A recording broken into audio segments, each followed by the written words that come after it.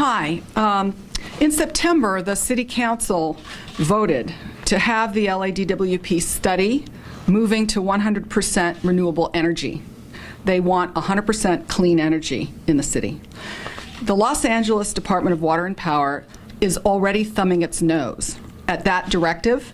Instead of studying that option, they're studying an option that includes more than 1/3 of our power to continue to come from natural gas. And that is a mistake, and it's also something that there will be very little control over if RRR goes through.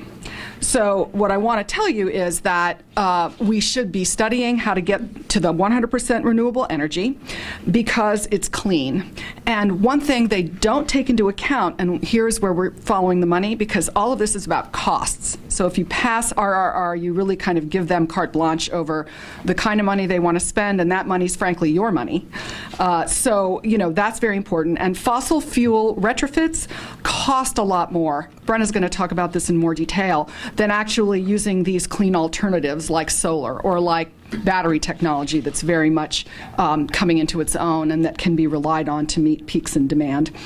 Healthcare costs are not being considered in this plan to continue to use a lot of natural gas. Global warming emissions are not being considered in this. That would actually make all of this completely off the charts if it were looked at in a very clear-eyed and truthful manner. Lastly, we just don't need this capacity that they want to retrofit. The statistics that they've provided themselves show that the units in question at 4 different locations, El Segundo, Wilmington, Pacoima, and what's the third one? Long Beach. That those facilities that already exist and are being retrofitted are being used, some of the units, as little as 1.9% capacity. These units are simply not necessary. Our gas demand is very, very slowly decreasing according to projections by the major investor-owned utilities, and yet at the same time, we have gone from using 45% natural gas in our overall California energy mix to 60% under Jerry Brown. There's something very wrong with this. Thank you.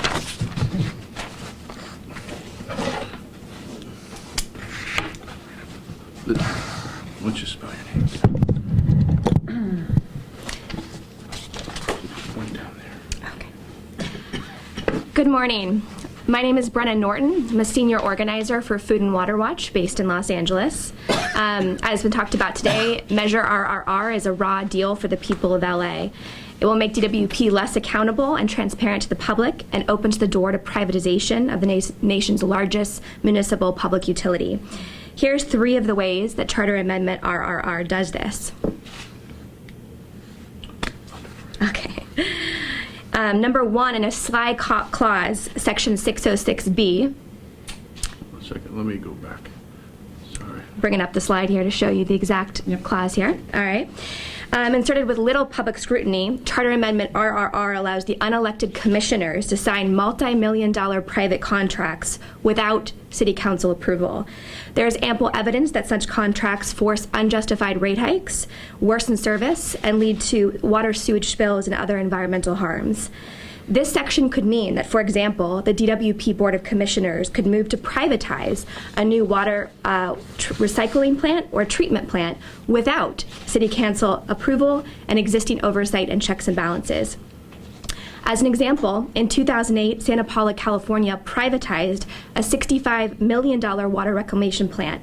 The city's former finance director called it a, quote, terrible deal, and said that until the city refinanced the project, it would have to pay bonds for premium prices to fund their profits. Let me ask, shouldn't our elected officials have final decision-making power over these multi-million-dollar private contracts? It's common sense. That's why we put our elected officials in office.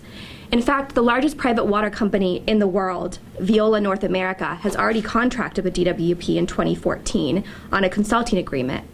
Just earlier this month, the city of Pittsburgh sued Veolia for $12.5 million, claiming it created problems such as faulty automated water meters and a change in corrosive chemicals that led to elevated lead in drinking water. The mayor of Pittsburgh said in a statement it's clear Veolia cared more about their bottom line than providing residents with high-quality water and customer service. So these are just 2 of the many, many examples of how these efforts to privatize new city services can increase costs for ratepayers, worsen service, and lead to environmental harm. Why would we want to give more power to an agency to make multi-million-dollar private contracts without oversight that is still in the throes of massive billing problems and can't account for $40 million? To protect ratepayers, our elected officials should maintain a final say on these huge decisions. The second part of the reform that I'll point to is Section 245D. Well, there. And in this instance, in this section, City Council will in some cases lose the ability to veto a contract entirely. And of course, this dangerous language would undermine our council members' ability to even ensure that public dollars are not wasted on private deals, sweetheart deals for private interests.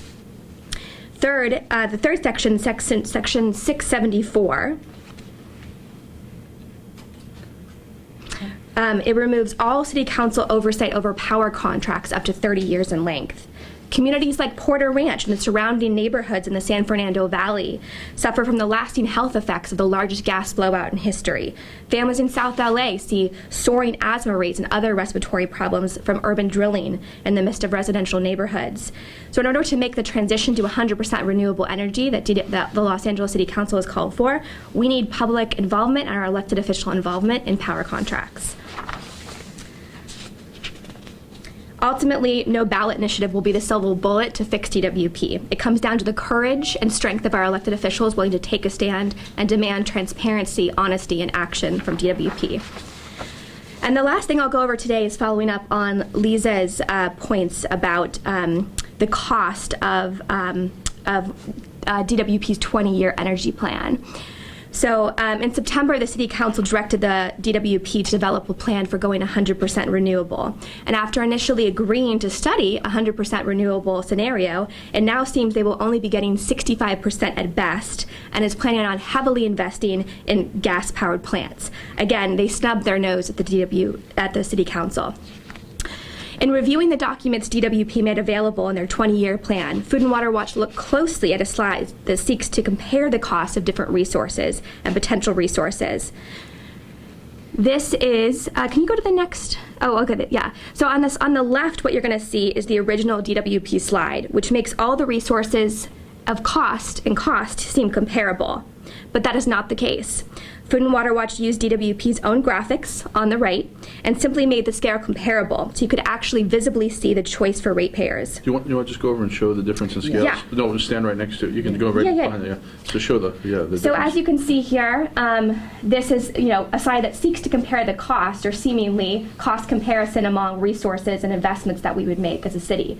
In this case, solar is at 200 megawatts. Natural gas powered plants is at 500 megawatts per hour, and wind and geothermal is at 120. So this slide makes it seem that the natural gas powered plants are the best investment for ratepayers. But when you actually put it to scale, which we did on the right, so everything is at 600 megawatt per hour, you see that natural gas powered plants are at least 5 times as much, would cost 5 times as much for ratepayers. So this is just another way that DWP is deceiving the public and being very dishonest in how much these investments will cost Los Angeles city residents. And why would we consider giving this agency more power when they're treating ratepayers this way, who are getting bills of thousands of dollars and not getting answers, and then they're presenting information like this to the public? This is not an agency that should be getting more power. Thank you. And I would say if you're looking at this ballot measure, one thing you want to do is look at who's on what side. And you can see the former controller of Los Angeles, Laura Chick, Ed Begley, people who've been involved in the public interest, Food and Water Watch, Sherman Oaks Homeowner Association, Ed Chemerinsky, are against RRR because it really is a rotten ratepayer ripoff. It is a way for DWP in the fine print to get a lot of power and over all matters that they haven't been able to handle themselves. And if you read it, it really sounds like a benign reform. You've got to really look at who's on what side. On the side of RR, by the way, you'll notice, is DWP. This is the chair of the DWP Commission, the former manager of DWP, Fred Pickle, who is the DWP ratepayer who actually once worked for Enron, ratepayer advocate who's not much of an advocate except for the utility. So we are really looking at a reform that is of DWP, by DWP, for DWP. It's not a reform at all. And people need to remember that. They need to remember their R's. Hopefully, as they drive the streets of LA, the RRR pirate will remind them that this is a rotten ratepayer ripoff. There's some pictures on our website, consumerwatchdog.org, of the pirate posters, which ratepayers seem to have taken matters into their own hands. And what I find interesting is they're, of course, using utility boxes owned by DWP to make the point that RRR is not good for ratepayers. We hope DWP will treat them as though they treat every other poster on a utility box and not take them down. So if there are any questions on the line or in the room, I'll take them, and I'm open the line.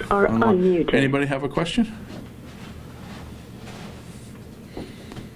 Anybody on the telephone line have a question? Going once, going twice. Thank you all for coming. Can make one okay. Observation too. Brenna would like to make an One observation. quick statement, Brenna Norton from Food and Water Watch. Our members and allies will also be at the first DWP Integrated Resources Plan tonight on their 20-year energy plans at 6 p.m. downtown. And for those that can attend, I expect a spirited and lively debate to confront DWP on, for instance, this very slide that we showed on them potentially screwing ratepayers by investing in this very expensive gas-fired power plants versus investing in renewable energy, as they've actually been directed to by City Council. That's another way to follow up on part of the story tonight. And we are very thankful for our allies at Food and Water Watch who watch at these meetings. I just want to really bring it home to everybody how these ratepayers relate to the energy future. One of the things that LADWP proposes to do is to convert in Pacoima a facility to burn on diesel. Diesel is incredibly toxic and polluting. And so what's going to happen is Patricia Thomas, who's already been wronged by the utility, that has not fixed her bill, is going to end up facing higher rates to pay for a conversion to diesel that's going to poison her. So we will actually have residents paying to be poisoned. And Patricia said that's not okay. So Food and Water Watch is going to protect her. And but with RRR, there's a lot less protection. So we hope people will read the fine print really closely and look at what this is about. So thank you all. Good. Thank you.